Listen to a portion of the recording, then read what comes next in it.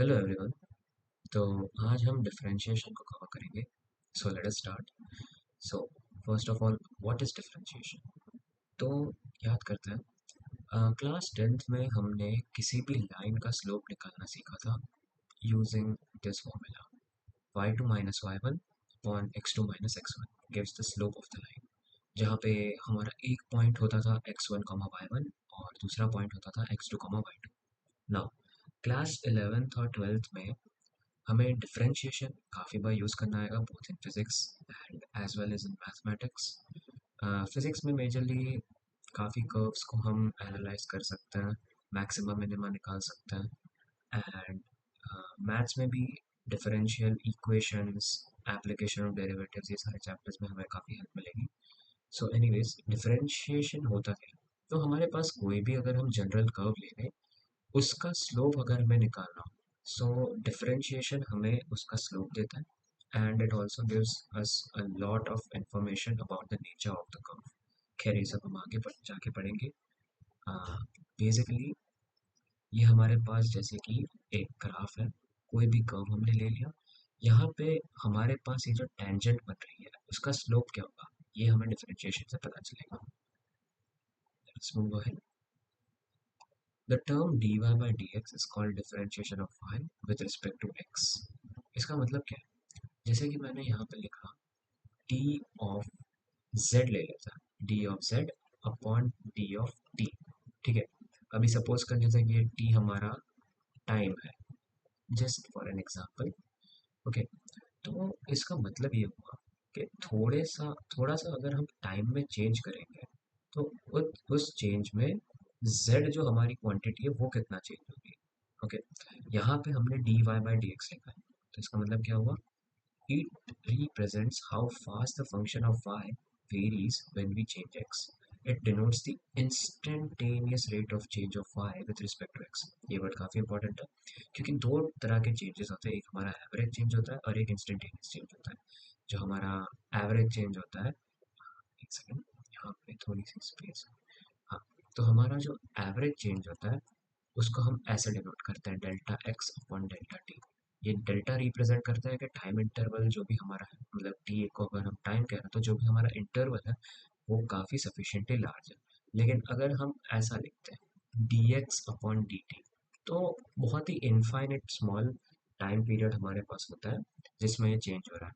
तो बहुत ही छोटे से टाइम में कितना चेंज हुआ और उस कॉरेस्पॉन्डिंग चेंज में एक्स जो हमारी क्वांटिटी है उसमें कितना चेंज हुआ, डिफरेंशिएशन वो डिनोट करता है। Okay, two important things to note. First of all, if a function is concave upwards, then dy by dx increases with an increase in x. For example, ये वाला curve देखता है, यहाँ पे हमारा function as you can see, ये red वाली line जो है it is strictly going upwards, right. अभी अगर लाइन हमारी ऊपर जा रही है इस तरह से, can you observe that it forms an upward concave? क्योंकि हमारे पास जब भी कॉन्केव अपवर्ड बनता है तो हमारा जो डिफरेंशिएशन होता है, लाइक जो अगर हम स्लोप ले कोई भी पॉइंट पे, यहाँ पे स्लोप इस तरह से जा रहा है, यहाँ पे स्लोप और ऊपर जा रहा है, यहाँ पे स्लोप और ऊपर जा रहा है। So as you can observe कि एक्स बढ़ाते बढ़ाते हमारा d y by d x भी बढ़ता जा रहा है, the slope goes on increasing, thus it is positive. तो इसीलिए यहाँ पे हमें लिखा है कि जब भी हमारे पास d y by d x increasing होता है, dy by dx positive होता है, then the function is called an increasing function. All right. Coming to the second point, if a function is concave downwards, then it is a decreasing function और इसमें dy by dx हमारा negative होता है। Let us take a look at another example. हमारा जो graph है, again observe the red line, इसमें हमारा स्लोप कॉन्स्टेंटली बढ़ तो रहा है लेकिन डिक्रीज हो रहा है। एज यू कैन ऑब्जर्व, यहाँ पे हमारी कुछ इस तरह से लाइन बनेगी, यहाँ पे इस तरह से लाइन बनेगी एंड यहाँ पे और फ्लैटन आउट हो जाएगी। बेसिकली स्लोप डिक्रीज होता जा रहा है, यहाँ पे स्लैट ज़्यादा था, यहाँ पे और ज़्यादा था एंड यहाँ पे फाइनली जाके एकदम एक्स एक्सिस के पैरेलल हो गया। ऑलराइट, तो again the same thing, the value of y decreases with an increase in x. आप देख सकते हैं यहाँ पे हमारा एक्स कम था और इस x के कॉरेस्पॉन्डिंग y की वैल्यू मैक्सिमम थी। फिर आगे हमारा जैसे जैसे x बढ़ता गया, हमारा y वैसे वैसे कम होता गया, एज यू कैन ऑब्जर्व। सो इस केस में हमारा dy बाई डी एक्स जो है वो नेगेटिव आएगा। One important thing to note कि हमारा कोई अगर स्ट्रेट लाइन का ग्राफ होता है लाइक दिस, ठीक है, जिसमें for example F of x हमारा मतलब y इक्वल टू एक्स का अगर ग्राफ ले लें, ओके, वो इस टाइप का कुछ बनता है, ठीक है, तो इसमें हमारा dy बाई डी एक्स हमेशा कांस्टेंट रहता है। Okay, now coming at the most important part, formula based and property based questions, जिसमें आपको मेजरली फोकस करना होगा और जिसके क्वेश्चंस आपको आएंगे। So these all are very important, सारे के सारे ही आपको याद रखने हैं। So let us start one by one. ये वाला सबसे पहला हमारे पास जनरल होता है differentiation of x to the power n। यहाँ पे हमारे पास x की पावर n दिया गया है, इसका डिफरेंशिएशन होता है n x to the power n minus one. इसका एक एग्जांपल देख लेते हैं, जैसे हमारे पास x क्यूब है, तो इसका डिफरेंशिएशन करेंगे तो ये जो पावर है वो आगे आ जाएगी, सो थ्री, एंड एक पावर कम हो जाएगी, थ्री एक्स स्क्वायर, ये होगा इसका डिफरेंशिएशन। नाउ ये c जो है वो कोई भी एक कांस्टेंट है, हमेशा याद रखना कांस्टेंट का जो डिफरेंशिएशन होता है वो हमेशा जीरो होता है। For example D by d x of three ले लेते हैं, now three is a constant term, तो इसका आंसर जीरो आएगा। नाउ एल एन एक्स जैसे आपको पता होगा, अगर हम log का बेस e ले लें, ठीक है, तो उसको एल एन एक्स कहते हैं, डोंट गेट कंफ्यूज। तो इसका डिफरेंशिएशन होता है वन अपॉन एक्स, ये आपको याद रखना है। साइन एक्स का हमारे पास डिफरेंशिएशन होता है कॉस एक्स, कॉस एक्स का होता है minus of sine x, tan x का होता है सेक स्क्वायर एक्स, ओके, और सेक एक्स का होता है sec x tan x, cos x का होता है minus of cosec x cot x, cot x का होता है minus of cosec square x. Now a की पावर एक्स, यहाँ पे ए हमारे पास कोई भी रियल नंबर है और एक्स जो है वो वेरिएबल है, सपोज कि हम ऐसा ले लें थ्री की पावर एक्स, ओके, सो यहाँ पे जो थ्री है वो ए है, ये कांस्टेंट टर्म है, और एक्स जो है हमारा वो वेरिएबल है। प्लीज इसको ऐसे मत लिख देना जैसे कि एक्स थ्री की power x minus one, this is wrong, ऐसा बिल्कुल मत करना। ओके, खैर इसका आंसर क्या आएगा ये देख लेते हैं। तो इसका डिफरेंशिएशन ये होता है e to the power x ln of a। तो इस केस में अगर हम देखें तो इसका आंसर ऐसा आएगा थ्री की power x ln of three, where again ln is log with natural base. Now pretty simple this one, e की पावर x का डिफरेंशिएशन सिंपली e की पावर x ही होता है, nothing else. And one more rule, अगर हमारे पास कोई constant multiplied होता है हमारे डिफरेंशिएशन के टर्म के साथ, then the constant does not get zero, जैसा कि हमने ऊपर देखा था कि कांस्टेंट का जीरो होता है, लेकिन अगर कांस्टेंट मल्टीप्लाइड है then it simply comes out of the differentiation, और जो भी हमारे पास बचा है हम उसको डिफरेंशिएट करते हैं। फॉर एग्जाम्पल अगर मेरे पास ऐसा कुछ लिखा है फाइव एक्स क्यूब, तो अब इसका डिफरेंशिएशन करूंगा तो फाइव तो वैसा का वैसा रहेगा because it is constant and it is multiplied, तो थ्री एक्स क्यूब का डिफरेंशिएशन ये हो जाएगा three x square, so your final answer will be fifteen x square. So ये एक चीज़ है जो हमें माइंड में रखनी चाहिए। फिर हमारे पास तीन रूल्स होते हैं डिफरेंशिएशन में, which are again really really important, इनके बिना मेजरली आपसे कोई क्वेश्चंस नहीं होंगे। So let us start with product rule. Okay, product rule. So for differentiation of form d by dx f of x into g of x we use product rule। इसको आप काफ़ी सारी text books में देखेंगे, it is also known as UV rule, ठीक है।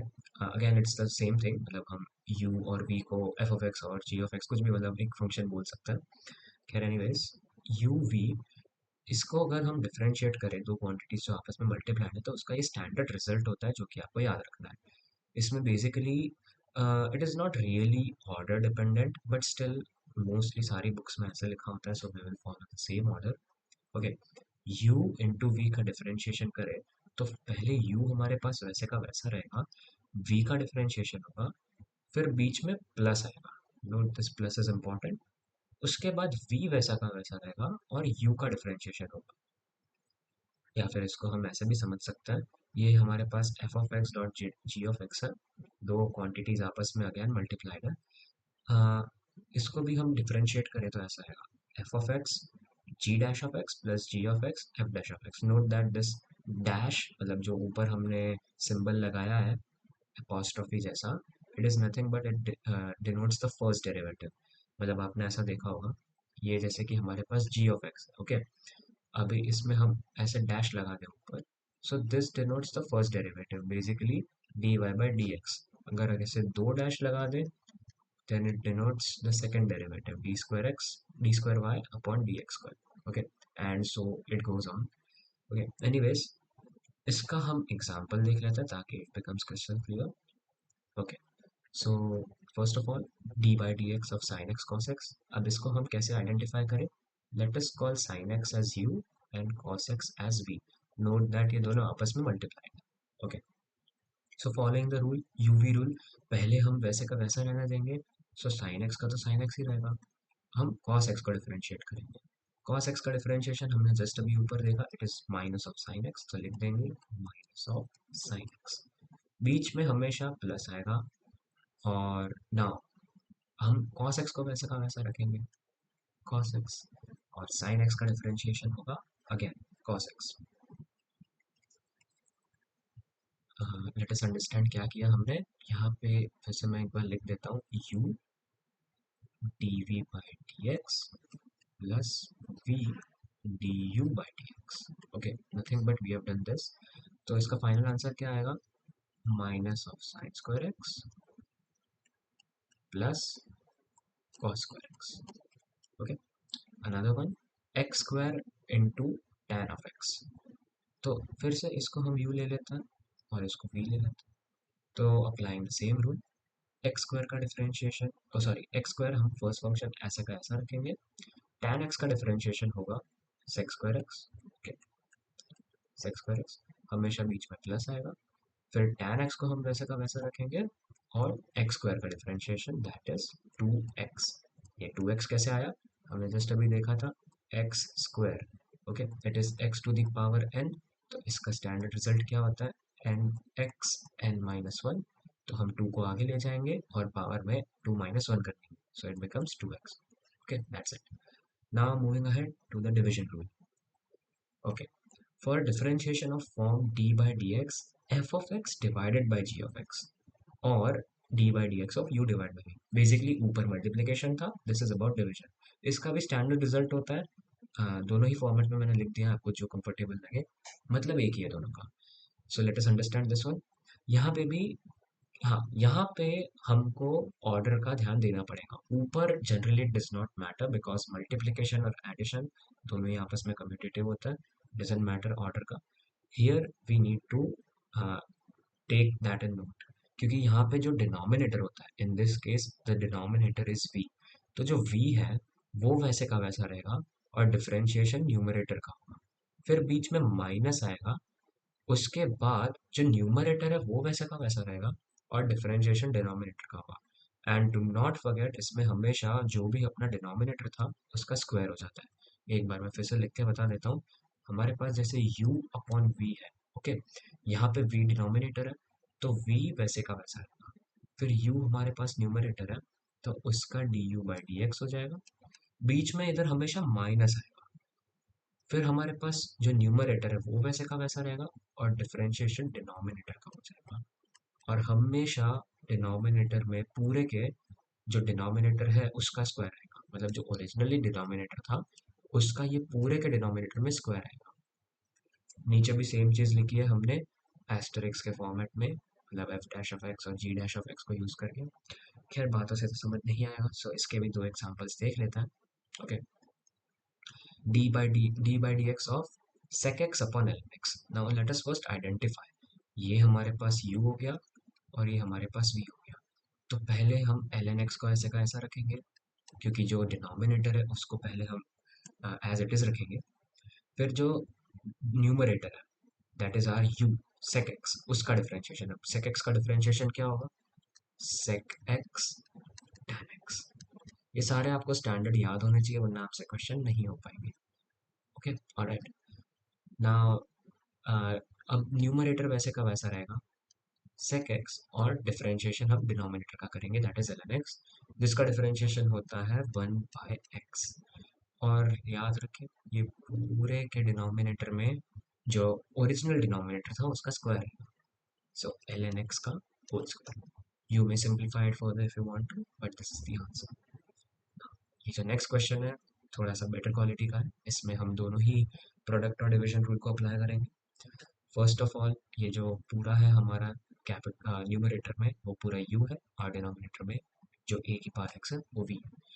सो a की power x वैसे के वैसे रहेगा ना, tan x into x square. अब ये जो न्यूमरेटर है उसमें खुद ही आपस में प्रोडक्ट रूल लग रहा है। इफ यू कैन ऑब्जर्व, एक फंक्शन हमारा एक्स स्क्वायर है और एक फंक्शन हमारा tan x है। ओके, इसको ऐसा कुछ बोल देते हैं, ये एफ ऑफ एक्स है और ये जी ऑफ एक्स है, और ये दोनों आपस में मल्टीप्लिकेशन है। सो नाउ इसमें खुद प्रोडक्ट रूल लगेगा। सो एक बड़ा सा ब्रैकेट पहले तो डाल देता है। ओके, और इसमें प्रोडक्ट रूल लगाता है। Product rule as we know, इसमें कोई भी ऑर्डर में जा सकता है, तो हम tan x को फर्स्ट फंक्शन ले लेते हैं। ठीक है, tan x और differentiation of x square that is 2x, बीच में हमेशा प्लस आएगा। अब एक्स स्क्वायर को एज इट इज, और tan x का होगा sec square x. Right, sec square x. ये पूरा ही हमारे फर्दर डिवीजन रूल का पार्ट है। ओके, ये हमने फर्स्ट फंक्शन इसको लिया था, और इसके बाद हमने u को डिफरेंशिएट कर दिया जो पूरा है। अब हम u को वैसे का वैसा रखेंगे, plus tan x dot x square. ठीक है, अब डिनोमिनेटर को डिफरेंशिएट करेंगे तो ये आएगा a to the power x ln of a, और पूरे का डिनोमिनेटर जो ओरिजिनल था इस केस में स्क्वायर हो जाएगा। Let us move further. Now another very very important rule, most important और सबसे ज़्यादा यूजफुल भी होता है। अब बच्चों को काफ़ी डाउट होता है प्रोडक्ट रूल और चेन रूल में डिफरेंस क्या है। Let us clear that out first. यहाँ पे function with in a function होता है, जैसे कि ये हमने लिखा यहाँ पे f of g of h of x। अब इसका मतलब क्या हुआ? सो ऐसा आप समझ सकते हैं, ये पहला फंक्शन हमारा f ऑफ x है, वो log x है। अब log के अंदर ही हमारे पास tan है, और tan के भी अंदर हमारे पास x का स्क्वायर है। तो बेसिकली यहाँ पे तीन फंक्शन हो गए। अगर हम log को f ऑफ x बोल रहे हैं तो tan हमारा कुछ g ऑफ x हो गया, और x स्क्वायर खुद हमारे पास कुछ h ऑफ x हो गया। Okay, this is again a very important misconception कि इसको हमें प्रोडक्ट रूल के साथ बिल्कुल भी कंफ्यूज नहीं करना है। और कंफ्यूजन ना हो उसके लिए let us solve a few examples. Okay, so cos of 8x। अब क्यों ये चेन रूल में आएगा और क्यों ये प्रोडक्ट रूल नहीं है? क्योंकि आप नोटिस करिए कि पूरा एक ही फंक्शन है। ये 8x कोई फंक्शन तो होता नहीं है। फंक्शन क्या होता है? Function is like x square, x का क्यूब हो गया, रूट ऑफ एक्स हो गया, दीज ऑल आर फंक्शंस। ये जो 8x है वो फंक्शन थोड़ी है। वो तो आपने कोई स्केलर जैसे कि k है, उसको एक फंक्शन के साथ मल्टीप्लाई कर दिया, तो ये नया फंक्शन थोड़ी बन जाएगा, फंक्शन तो वही रहेगा। ये आपने कांस्टेंट को फंक्शन के साथ मल्टीप्लाई कर दिया। ऑलराइट, सो ये जो 8x है वो फंक्शन तो मतलब एक ही है, तो इसका हमें डिफरेंशिएशन करना है तो कैसे करेंगे? तो हमेशा जो बाहर वाला होता है, in this case it is cos, तो उससे स्टार्ट करेंगे। सबसे पहले आप देखिए कॉस का डिफरेंशिएशन क्या होगा। ये जो 8x है ना, उसको आप मतलब देखो ही मत, सबसे पहले आप कॉस ऑफ समथिंग। ओके, इसको हम एक बार फिर से लिख लेते हैं। ये जो कॉस ऑफ 8x है ना, इसको आप 8x की तरह पढ़ो ही मत, इसको आप ऐसे देखो, कॉस ऑफ समथिंग। ओके, अंदर कुछ भी है। अब कॉस ऑफ समथिंग का डिफरेंशिएशन क्या होगा? साइन ऑफ समथिंग होगा, माइनस साइन ऑफ समथिंग होगा। जैसा कि हमने ऊपर देखा था, अगर हमारे पास सिंपली कॉस एक्स होता तो उसका डिफरेंशिएशन क्या होता? Minus of sine x. तो बस आप वही चीज करो, बस यहाँ पे जो एक्स है, ठीक है, इस केस में 8x हो जाएगा। तो कैसे करेंगे? कॉस ऑफ समथिंग का डिफरेंशिएशन होगा माइनस साइन ऑफ समथिंग, और यहाँ पे हमारा जो समथिंग है वो 8x है, तो वो लिख लेते हैं। ठीक है, minus sign of 8x। Alright, अब फर्क क्या है? अब फर्क ये है कि इसमें हमें 8x का भी डिफरेंशिएशन करना होगा। ओके, क्योंकि अंदर हमारे फंक्शन में कुछ स्केलर मल्टीप्लाइड है, तो उसका भी तो डिफरेंशिएशन करेंगे। क्योंकि cos ऑफ 8x है, cos का हमने डिफरेंशिएशन कर दिया, अब बचा क्या अंदर? 8x। अब 8x का डिफरेंशिएशन करें तो 8x का डिफरेंशिएशन क्या होगा? इट इज सिंपली 8, तो हम इसको 8 से मल्टीप्लाई कर देंगे, तो जो फाइनल आंसर है वो -8 sin of 8x आएगा। I hope this is clear. अगर नहीं है तो आगे और एग्जाम्पल से समझते हैं। Now sin of 5x + 9, again इसको हम कैसे रीड करें? Sine of something. अब साइन ऑफ समथिंग का डिफरेंशिएशन क्या होता है? कॉस ऑफ समथिंग होगा, कॉस ऑफ समथिंग। ऑलराइट, लेकिन ये समथिंग हमारे पास है क्या? 5x + 9, तो लिख देते हैं कॉस ऑफ 5x + 9। और 5x + 9 का भी फिर से डिफरेंशिएशन करेंगे। आप समझ रहे हो क्या कर रहे हैं? इसमें बेसिकली हम अंदर जा रहे हैं फंक्शन के, एक एक करके फंक्शंस को डिफरेंशिएट कर रहे हैं starting with the after most one. तो जैसे कि साइन था, तो साइन का तो कॉस हो गया। अब अंदर जाएंगे 5x + 9 का। 5x + 9 का डिफरेंशिएशन क्या होगा?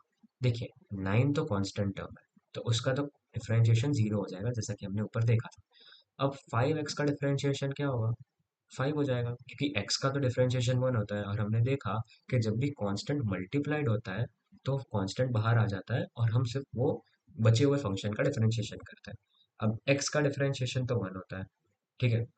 तो cos ऑफ 5x + 9 इंटू 5 आएगा। तो इसका फाइनल आंसर होगा 5 टाइम्स cos ऑफ 5x + 9।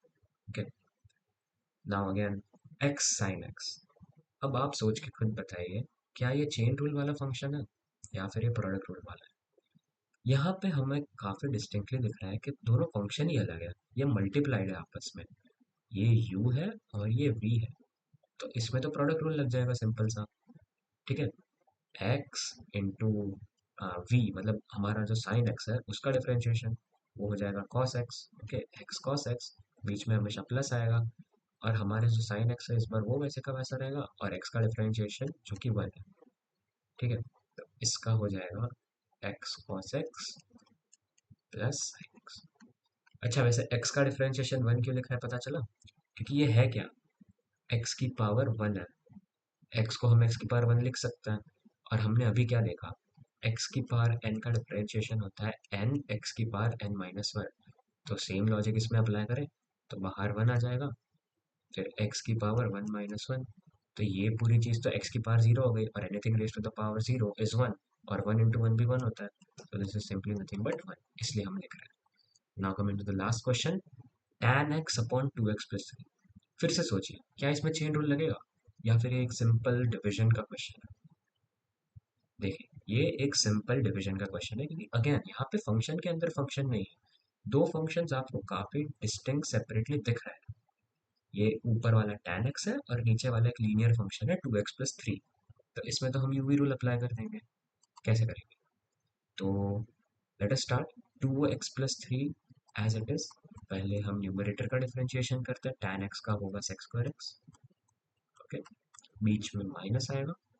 अब न्यूमरेटर वैसे का वैसा रहेगा और डिनोमिनेटर का डिफरेंशिएशन करेंगे। 2x + 3 का क्या होगा डिफरेंशिएशन? देखिए, 3 तो कांस्टेंट टर्म है, तो 3 का तो 0 हो जाएगा, 2x का सिर्फ 2 रहेगा, सो यहाँ पे 2 लिख देंगे।